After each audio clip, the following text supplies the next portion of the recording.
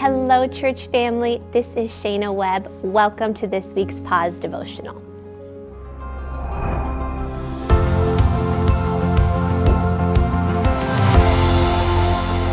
We will begin this devotional by reading this week's scriptures.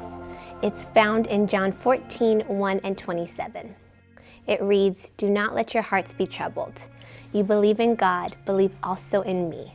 Peace I leave with you, my peace I give to you. I do not give to you as the world gives. Do not let your hearts be troubled, and do not be afraid."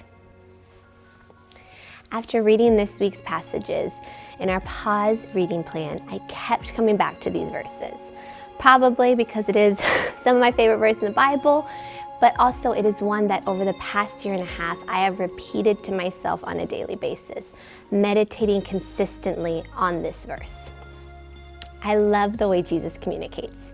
He instructs us to not be troubled or afraid, matter of fact and concise. He never said it would be easy, but he offers us a solution. If we live in his peace, we are able to walk through our fears with the understanding that the Lord has given us the key, the direction, the way to walk, untroubled and unafraid in his peace. If you look at the first verse of John chapter 14, you will see Jesus begins his teaching with, "Do not let your hearts be troubled," which is the same directive he ends the chapter with. I think the Lord was really trying to get this point across, so much so that he said it twice in one conversation. He encourages his disciples and us to not be troubled or afraid. And as Jesus always does, he gives us an action. Walk in his peace and believe in him. If you were at church a few weeks ago, you heard Pastors Tim and John talk about fear, end times, and the idea that our fears can control us, causing us to elevate them and ultimately idolize them. What an idea. What we fear the most is something we begin to idolize.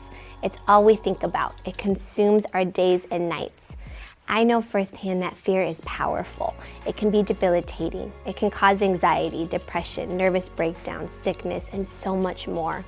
However, how sweet of our Father that he encourages us to not let our hearts be troubled and to not be afraid. He states this directive quite clearly. And not only does he tell us how not to live, but he gives us the answer on how to live, which is in his peace. I don't know where you are today, but I do know that fear is something that can control us if we give it the power to do so.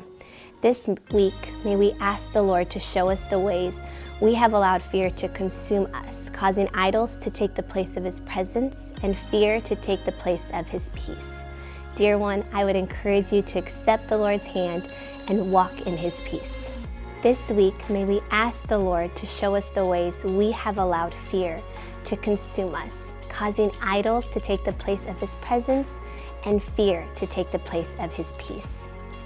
Dear one, accept the Lord's hand and walk in his peace. Thank you for watching today's Pause Devotional.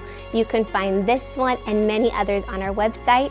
And as a reminder, subscribe to our YouTube and all our social media platforms. Have a beautiful day.